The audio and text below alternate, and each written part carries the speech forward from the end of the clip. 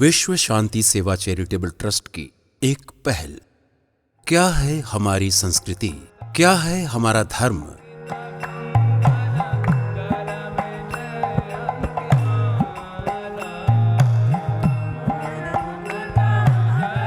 आइए समझते हैं धर्म एवं संस्कृति की परिभाषा पूज्य श्री देवकीनंदन ठाकुर जी के श्रीमुख से।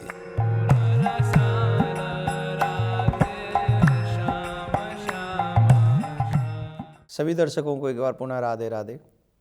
जैसा कि एक प्रयास इस शरीर के द्वारा हो रहा है कि आप लोगों के क्वेश्चनों का आंसर इस YouTube चैनल के माध्यम से मिलता रहे और आप लोग YouTube चैनल पर इतना प्यार दे रहे हैं, उसके लिए बार बार धन्यवाद, साधुवाद। आपने इतनी बड़ी संख्या में YouTube चैनल के सब्सक्राइबर बनकर आपने जो अपना प्यार दिया है उसके लिए मैं आपको धन्यवाद देता हूं। अभी आज का एक क्वेश्चन है कि भगवान का प्रसाद क्यों लगाएं, या भगवान के प्रसाद को ग्रहण करने से हमें क्या फल की प्राप्ति होती है। देखिए, ये परंपरा हमारे सनातन धर्म की कोई आज से नहीं है, ये बहुत पहले से परंपरा चली आ रही है और ये इतनी सुंदर परंपरा है। इस परंपरा को हम जितना भी निभा लें उतना ही हमारे और आने वाली पीढ़ी का मंगल होने वाला है। हर एक देवी देवता का पूजन इत्यादि एक अलग क्रम है, एक अलग उपक्रम है। किसी देवता को लड्डू पसंद है, किसी देवता को भात पसंद है, किसी देवता को मोदक के लड्डू पसंद है। जैसे गणेश जी को लड्डुअन को भोग लगे संत करें सेवा, और बाबा भोलेनाथ को, उनको तो आपको पता ही है, भांग पसंद है। विष्णु भगवान को खीर पसंद है, सूजी का हलवा ब्रह्मा जी को पसंद है, हनुमान जी को बूंदी के लड्डू पसंद है, और हमारे कान्हा जी की तो बात ही मत करो, उन्हें तो बस माखन मिश्री पसंद है। तो जिन देवी देवताओं को आप अपना आराध्य मानते हैं, उन देवी देवताओं को हम उन्हीं की पसंद की वस्तु भोग लगाएं, जिससे वो हमारे ऊपर अतिशीघ्र प्रसन्न हो और हमसे प्रसन्न होकर हमें वरदान दें। क्रम होता है कि प्रश्न होता है कि भाई हम क्यों भोग लगाएं। तो मैं बताता हूं आपको।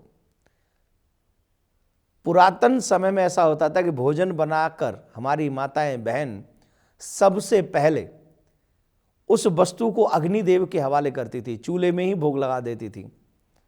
आजकल की माताओं को ये सब करने में संकोच होता है, वो संकुचित हो जाती हैं, वो सोचती हैं ये बात ठीक नहीं। पर ये बात ठीक है, आप जो सोच रही हैं वो ठीक नहीं है। अग्निदेव को जब आप सामग्री बनाकर भोग लगाते हैं तो वो सामग्री अग्निदेव स्वयं स्वीकार करते हैं, और स्वीकार करके जिन देवताओं को आप अपना आराध्य मानते हैं उन तक अग्निदेव पहुंचा देते हैं। एक तरीके से अग्निदेव दूत होने का फर्ज अदा करते हैं। आपके भोग को ले जाकर भगवान के, आपके आराध्य के चरणों में उनके द्वारा उनको समर्पित कर देते हैं। तो इससे एक तो हम दैविक ऋण से ऋण होते हैं, दूसरा इसके बाद हमें अधिकांश या तो पीतल की थाली होती है उसमें, या फिर नारियल का जो केले का पत्ता होता है उसमें हमें भगवान को भोग लगाना चाहिए। और उस भोग को लगाते समय एक और विशेष बात का ध्यान रखें कि एकदम से रखकर उठा लेना नहीं चाहिए।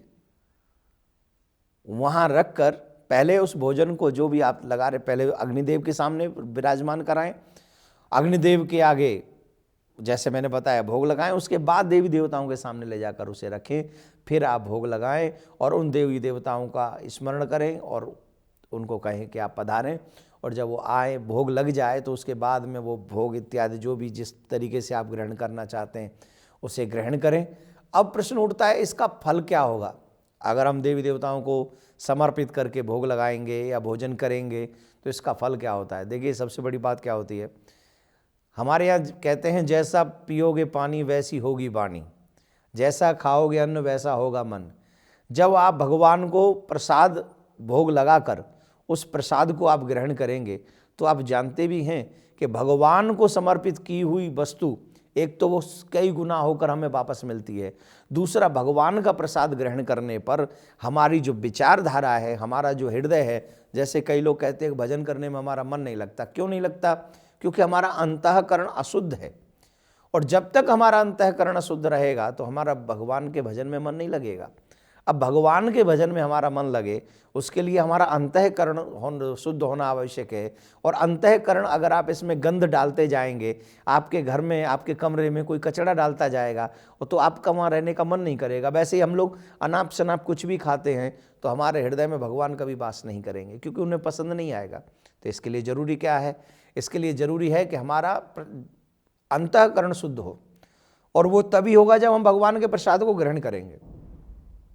जो जीव भगवान के प्रसाद को ग्रहण करता है उसका अंतःकरण शुद्ध होता है, उसके विचार शुद्ध होते हैं, और जब उसके विचार शुद्ध होंगे तो उसका कर्म शुद्ध होगा, कर्म शुद्ध होगा तो उसका फल शुद्ध होगा, फल शुद्ध होगा तो हरि प्राप्ति निश्चित होगी ही होगी।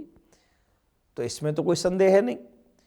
एक और बात हम आपको बता दें, जो जीव भगवान को भोग लगाकर प्रसाद ग्रहण करते हैं, तो जिस देवी देवता को भी आप पूजते हो, जिन देवी देवताओं का भी आप भजन करते हो, आपको उनकी प्राप्ति होती है। अंत में मृत्यु के बाद उन्हीं के धाम में वास मिलता है। लेकिन ऐसा नहीं कि आप जन्म मरण से छुटकारा पा जाओ, जन्म मरण से छुटकारा नहीं पाओगे। वो पुण्य क्षीण होने पर पुनः आपको मृत्यु लोक पे आना पड़ेगा। परंतु ये सब देवी देवताओं की बातें है, परमपिता परमात्मा की बात नहीं। जो व्यक्ति भगवान श्री कृष्ण की पूजा करता है, भगवान श्री कृष्ण का स्मरण करता है, उन्हें भोग लगाता है, उन्हें भोग आरोगा कर स्वयं प्रसाद ग्रहण करता है, साधु संतों की सेवा में रत रहता है, ऐसा जीव जब भगवान श्री कृष्ण के गोलोक धाम में प्रस्थान करता है तो पुनः वो वापस नहीं आता। गोलोक जाने पर वो भगवत प्राप्ति उसको हो जाती है, फिर वो वहीं पर वास करता है।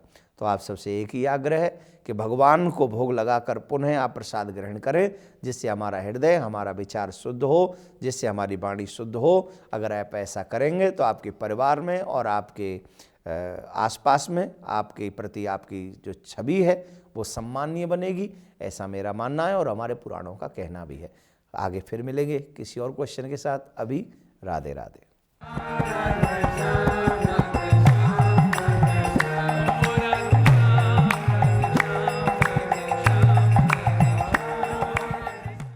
विश्व शांति सेवा चैरिटेबल ट्रस्ट के द्वारा चलाए जा रहे सोशल मीडिया से आप सभी भी जुड़ें। YouTube के सब्सक्राइबर बनने के लिए YouTube में टाइप करें देवकी नंदन जी महाराज। फेसबुक पर पूज्य महाराज जी के आधिकारिक पेज को लाइक करने के लिए देवकी नंदन ठाकुर जी सर्च करें। ट्विटर पर पूज्य महाराज जी को DN_ठाकुर_जी